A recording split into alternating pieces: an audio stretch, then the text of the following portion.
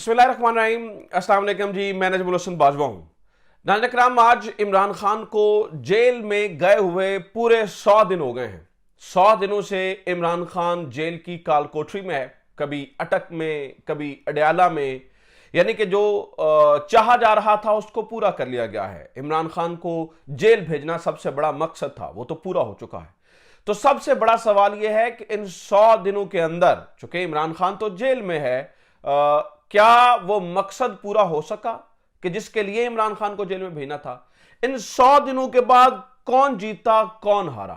इन 100 दिनों के अंदर क्या इमरान खान को हरा पाना मुमकिन हुआ है? क्योंकि कहा जा रहा था 100 दिन नहीं, 7 दिन चाहिए इमरान खान को हराने के लिए। 7 दिन। तो 100 दिनों के बाद क्या इमरान खान हार गया है? और क्या इमरान खान को हराने की पूरी कोशिश कर दी गई है? इन 100 दिनों में क्या खोया क्या पाया? सबसे बड़ा सवाल यह है नाज़रीन किराम, जिसकी तफसीलात आज मैं आपके सामने रखने जा रहा हूं। दूसरी बड़ी खबर यह है कि जनाब काले कोट वाले वकील उठ खड़े हुए हैं और उन्होंने अफजाल पहाड़ जो है वो उनके पोस्टर बुआए हैं वकला के लाहौर में, जो उन्हें जानते हैं। जब उन्हें गिरफ्तार किया गया तो वकीलों का सबर जवाब दे गया है और कचहरियों को ताले लगा दिए गए हैं, दाखिला बंद कर दिया गया है, खारदार ताले लगा दी गई हैं। सूरत हाल बड़ी डेंजरस है यहां पे। ये क्या खबर है, ये भी मैंने आपके सामने रखनी है। एक और बड़ी मजेदार खबर मैं आपको बताऊं तो एक अहम शख्सियत को दावा किया गया है कोर्ट में खड़े होकर, सुप्रीम कोर्ट में खड़े होकर, अहम शख्सियत को सोते हुए। और जिस शख्सियत की मैं बात बता रहा हूं कोई वो आम बंदा नहीं है, एक अहम सरकारी शख्सियत को सोते हुए जहाज में डालकर ले जाया गया। कहां ले जाया गया, क्यों ले जाया गया, क्या मकसद पूरा किया गया, ये भी कुछ तफसीलात आपके सामने रखनी है। और फिर बीबीसी ने आज एक बहुत ही एक बड़ी स्टोरी छापी है नूर खान एयरबेस पर 5 खुफिया और पुरअसरार परवाजों के बारे में। ये क्या खबर है, इसके ऊपर भी जो है ना वो बात करेंगे। सो काफी सारी चीजों के ऊपर तफसीलन बात करनी है। आपसे अर्ज यह है कि अगर आपने हमारे चैनल को सब्सक्राइब नहीं किया तो हमारे चैनल को सब्सक्राइब जरूर कर लें, वीडियो को ज्यादा शेयर भी किया करें। और देखिए होता यह है कि जब आप कमेंट और लाइक करते हैं तो रीच बढ़ती है, जिससे जो है ना वो सही बात, दुरुस्त बात ज्यादा से ज्यादा लोगों तक पहुंचने में और एक खास किस्म का जो प्रोपेगेंडा इलेक्ट्रॉनिक मीडिया पर बैठ के होता है उसको काउंटर करने में मदद मिलती है। तो ज्यादा से ज्यादा जो है ना वो लाइक और कमेंट और चैनल सब्सक्राइब जरूर किया करें अगर आपको अच्छा लगता है तो। अगर नहीं लगता तो फिर आपकी मर्जी है। अगर अच्छा लगता है तो, कंटेंट अच्छा लग रहा है तो इसको जो है ना वो जरूर किया करें। तो सबसे पहले नाज़रीन किराम, 100 दिन हो गए इमरान खान को अंदर किए हुए। क्या खोया क्या पाया, मैं आपको बताता हूं क्या खोया क्या पाया। 7 दिनों के अंदर इमरान खान को तोड़ने के दावे करने वाले 100 दिनों के बाद भी सर पे हाथ रख के बैठे हैं कि अब करें तो करें क्या, क्योंकि इमरान खान टूट नहीं रहा है। इमरान खान को हर किस्म की ऑफर की गई और ये बात ऑन रिकॉर्ड है। इमरान खान को हर किस्म का थ्रेट किया गया। रीसेंट थ्रेट यह है कि तुम्हारी बहनों को और तुम्हारी बीवी को गिरफ्तार कर लेंगे, लेकिन वो शख्स कह रहा है ठीक है जो करना है वो कर लो, मैं जो है ना वो आपके मुतालबात पर यस नहीं कहूंगा। 100 दिनों के बाद ये हुआ है। 100 दिनों के बाद ये हुआ है कि नाज़रीन इकराम, इमरान खान की पॉपुलैरिटी आसमान को छू रही है। जो पॉपुलैरिटी 60% थी गिरफ्तारी से पहले, अब वो 80 से 90% के दरमियान चली गई है। हर सर्वे उठाकर देखें, कोई भी सर्वे उठाकर देखें तो आपको 90%, 80%, 80%, 90% जो है वो नजर आ रही है। 100 दिनों के बाद यह हुआ है कि इमरान खान को इस निजाम से हटाना और इमरान खान को इस निजाम से एलिमिनेट करना सबसे ज्यादा मुश्किल हो चुका है। 100 दिनों के बाद यह हो चुका है कि इमरान खान एक वाहिद सियासी और जमहूरी सोच बनकर खड़ा हो चुका है। 100 दिनों के बाद यह हो चुका है कि नाज़रीन किराम, अब इमरान खान अपनी जिंदगी से लंबा जिएगा।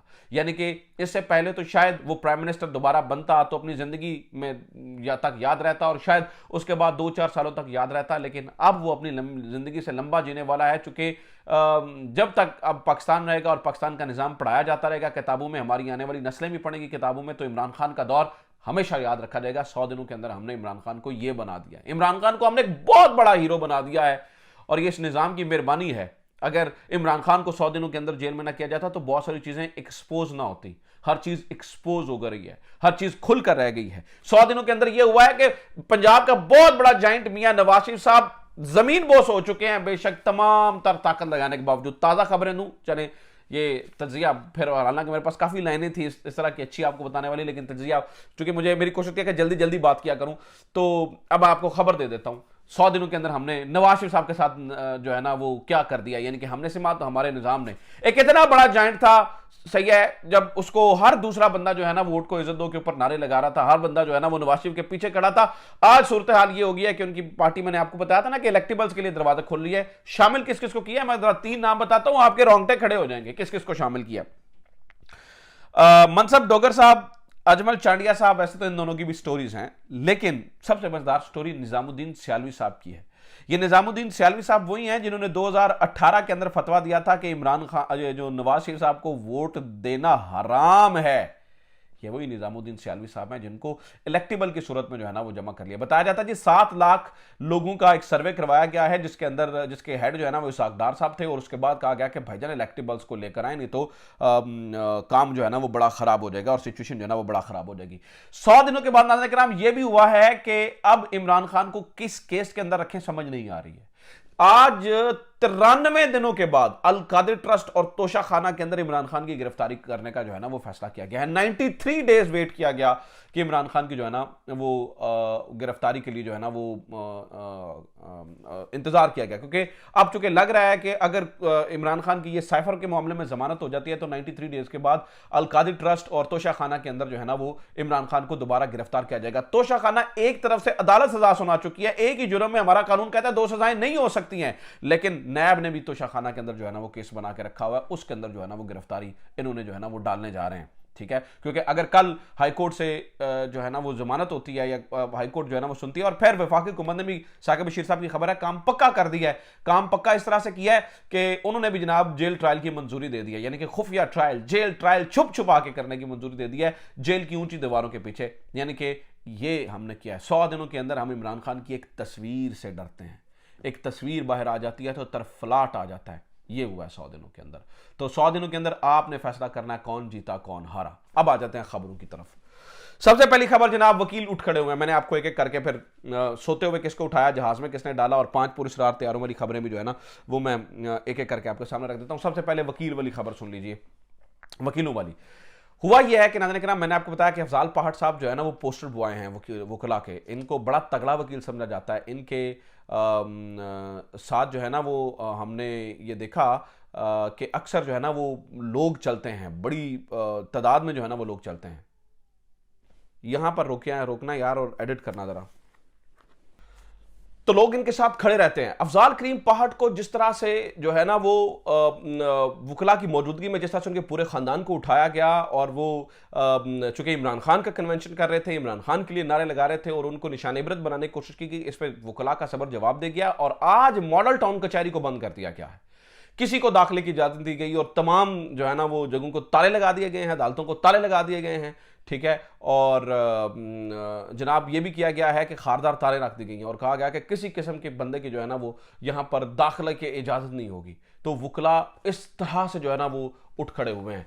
हालात जो है ना वो, अब वकला की जो तहरीक है, बेशक लाहौर के अंदर मैनेज किया गया है इलेक्शंस को, आपने देखा ही है कि जैसे एहसन भून साहब का ग्रुप जो है वो किस तरह से मैनेज करके ऊपर लेकर आया गया, लेकिन वकला एक बहुत बड़ी तादाद के अंदर जो हैं वो बगैर तंजीमी मामलात के वो उठ खड़े होने के लिए तैयार बैठे हैं, जो कि आइन के लिए जो कहते हैं वो लड़ाई करने के लिए तैयार हैं। लड़ाई से मुराद है कानूनी लड़ाई करने के लिए तैयार है, सड़कों पर आने के लिए जो है ना वो तैयार है।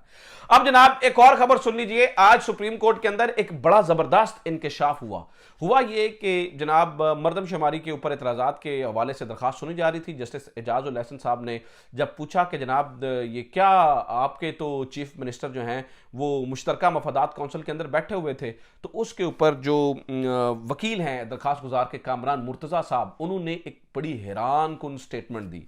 उन्होंने कहा कि जनाब वज़ीर आला बलूचिस्तान इस मुश्तरका मफादात कौंसिल की मीटिंग में नहीं जाना चाहते थे। उन्हें सोते हुए उठाकर जहाज में डालकर ले जाया गया है, वो नहीं जाना चाहते थे इस मीटिंग के अंदर। ये बहुत बड़ी स्टेटमेंट है, और कहां पर, कोर्ट में खड़े होकर। तो इस पर जस्टिस जमाल मंदुखेल साहब ने पूछा कि कौन ले गया आपके वज़ीर आला को, तो उसके ऊपर दोबारा कामरान मुर्तज़ा ने कहा कि जनाब वो तो नहीं जाना चाह रहे थे, बता रहा हूं सोए हुए थे, सोते हुए को उठाकर जहाज में डालकर लेके जाया गया है। नाज़रीन किराम, इससे बड़ी और स्टेटमेंट क्या होगी कि एक वज़ीर आला को, एक अहम सूबे की एक अहम तरीन शख्सियत, सबसे बड़ी सूबे की सबसे बड़ी शख्सियत होती है वज़ीर आला, अगर वो किसी मीटिंग में नहीं जाना चाह रहा था तो उसको उठा कर लेके जाया गया है। ये मैं नहीं कह रहा हूँ, ये वकील कह रहे हैं। कौन लेकर गया ये मुझे नहीं पता, ये वकील ने भी नहीं बताया, लेकिन कोई ना कोई तो उठाकर उन्हें जहाज में डालकर जो है ना वो लेकर जाया गया है। Well, this is a big big big news.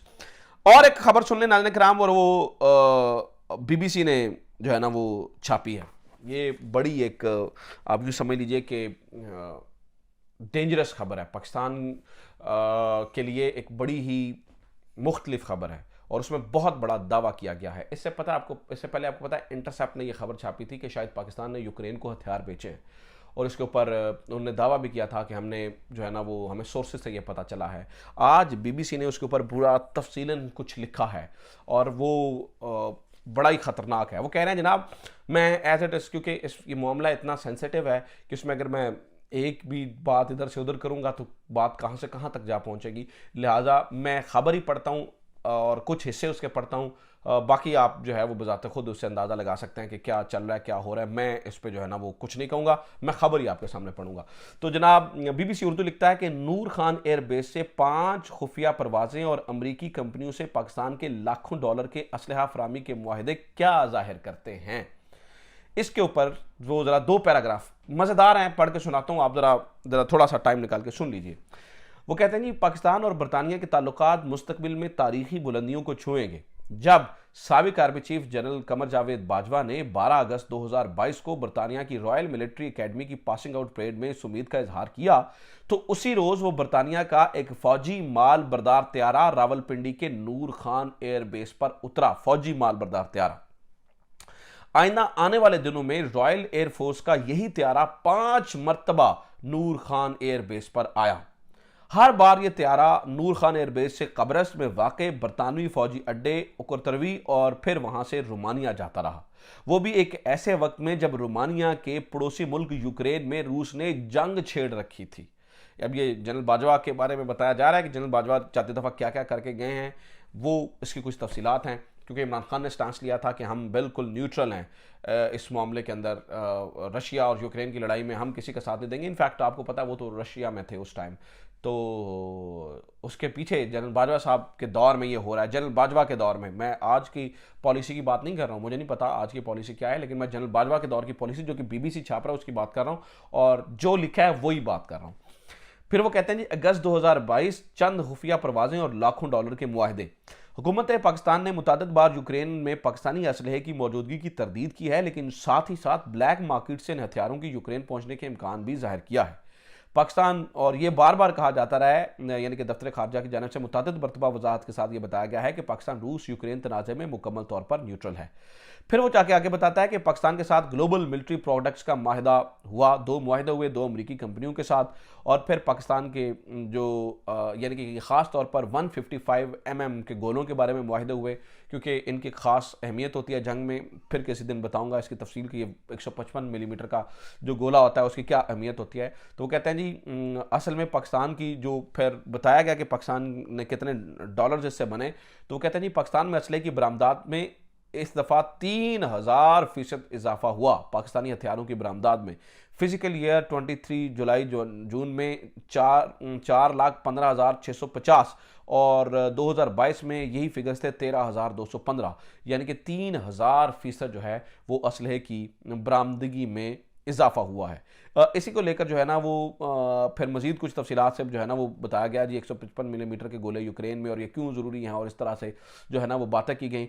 लेकिन ये एक इम्प्रेशन देने की कोशिश की गई है कि शायद पाकिस्तान ने यूक्रेन को असलहा बेचा है, और ऑफिशियली बेचा है। मुझे नहीं पता इस बारे में, आई डोंट नो, एक्चुअली ये मेरा काम भी नहीं है इस पे जो है ना वो कंफर्मेशन करना या देना, ये वजारत खारजा का काम है। बीबीसी ने बड़ी तफसील में स्टोरी लिखी है, वजारत खारजा को चाहिए कि अब इसके ऊपर वो जवाब दें, और तगड़ा जवाब दें। अगर ये प्रोपेगेंडा किया जा रहा है तो इसका जो है ना वो मुंह तोड़ जवाब दिया जाए, और अगर जनरल बाजवा के दौर में ये सच में हुआ है तो फिर जनरल बाजवा से पूछा जाए कि क्या उस वक्त की हुकूमत ऑन बोर्ड थी, क्या गवर्नमेंट को ऑन बोर्ड लिया गया था, क्या पार्लियामेंट से ये चीज़ मंजूर हुई थी, या मुख्तलिफ चीज़ें, वो जो है ना वो बात की बात है। लेकिन सबसे पहले जो है वो ये कन्फर्म करना पड़ेगा कि ये प्रोपेगेंडा है या हकीकत है। अगर हकीकत है तो इसके ऊपर फिर जो लाहे अमल है उसके तहत जो है वो पर डेफिनेटली यहाँ पे जो है ना वो बात होनी चाहिए। अपना ख्याल रखिए, खुदा हाफिज़, पाकिस्तान जिंदाबाद।